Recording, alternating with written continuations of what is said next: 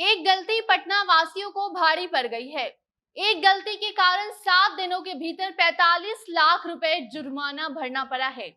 आगे खबर में आपको हम बताएंगे कि आखिर वो एक गलती क्या थी, और अगर आपने भी वो गलती करी तो फिर आप भी इस लिस्ट में शामिल हो सकते हैं।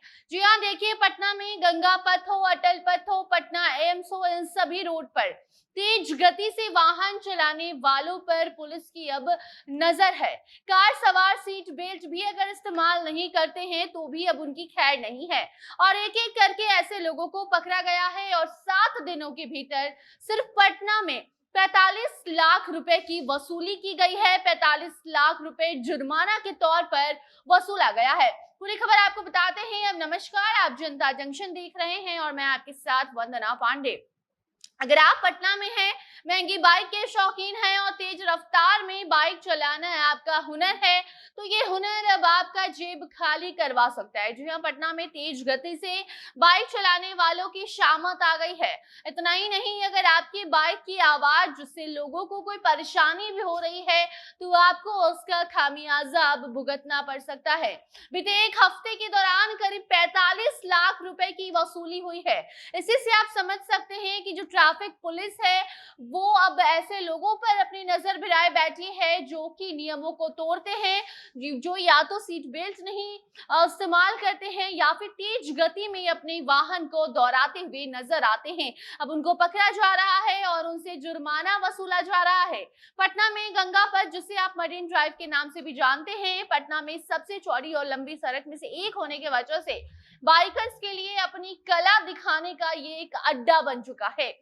अक्सर आपने भी देखा होगा कि कुछ लड़के तेज गति से बाइक या कार उड़ाते हुए खुद के साथ दूसरों की जान भी जोखिम में डाल देते हैं। शाम होते ही यहाँ तेज गति से बाइक चलाने वाले गैंग्स की तादाद बढ़ जाती है, और इसी को ध्यान में रखते हुए ट्रैफिक पुलिस ने अब अभियान चलाकर ऐसे लोगों पर नकेल कसने की शुरुआत कर दी है। तेज गति से बाइक चलाने वालों की वजह से आए दिन दुर्घटना की खबरें जो सामने आती रहती हैं, इसी को कम करने के लिए ये शुरुआत की गई है। कुछ युवक अपनी बाइक में साउंड बूस्टर भी लगाकर बाइक के साइलेंसर की आवाज को तेज कर देते हैं। यही कारण है कि मरीन ड्राइव, अटल पथ, पटना एम्स के पास मुहिम चलाई गई और ऐसे युवकों को सख्ती से हिदायत भी दिया जा रहा है कि वो ऐसा ना करें। आपको बता दें कि इसके पहले भी कई बार रोको टोको अभियान के दौरान भी बाइकर्स को पकड़ा गया, उनका बाइक जब्त किया गया, जिसमें अलग से साइलेंसर लगाया गया था ताकि तेज आवाज निकाली जा सके। तो ऐसे बाइकर्स से जुर्माना पहले भी वसूला जा चुका है और एक बार फिर से अब ये शुरुआत की गई है। लेकिन इस बार ये जुर्माना 7 दिनों में 45 लाख तक पहुंच गया है। तो बाइकर्स में खलबली मची हुई है। चौड़ी सड़क होने की वजह से बाइकर्स गंगा पथ को चुनते हैं, जरूरत से ज्यादा गति से मरीन ड्राइव पर गाड़ियां चलाते हैं, कई बार सीट बेल्ट लगाए बिना भी कार चलाते पकड़े जाते हैं। और इसी को मद्देनजर रखते हुए ऐसे बाइकर्स को टारगेट किया गया है, या फिर ऐसे वाहन चालक को टारगेट किया जा रहा है जो तेजी से अपने वाहन को उड़ाते हुए नजर आते हैं, जिनके साइलेंसर मॉडिफाई किए गए थे या नंबर प्लेट्स में भी कोई दिक्कत रहती है, तो ऐसे लोगों को भी अब पकड़ा जा रहा है।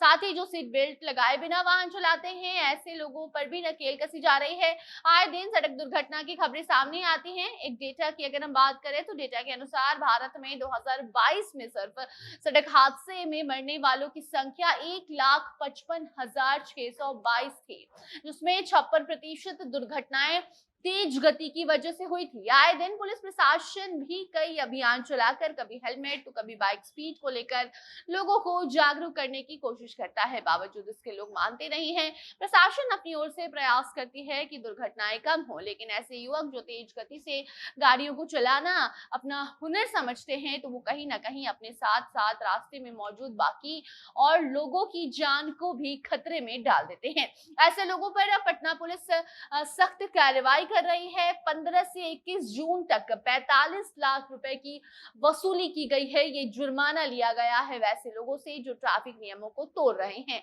तो आप भी वाहन को अगर चलाते हैं तो सीट बेल्ट के बिना, साथ ही तेज गति से अपने वाहन को ना दोहराएं। बाकी अब कोई भी नई जानकारी इस रिपोर्ट में आती है तो आपको हम जरूर बताएंगे। तो तब तक आप अपनी राय कमेंट सेक्शन में बताइए, वीडियो को शेयर कीजिए और बाकी खबरों के लिए बने रहें जनता जंक्शन के साथ।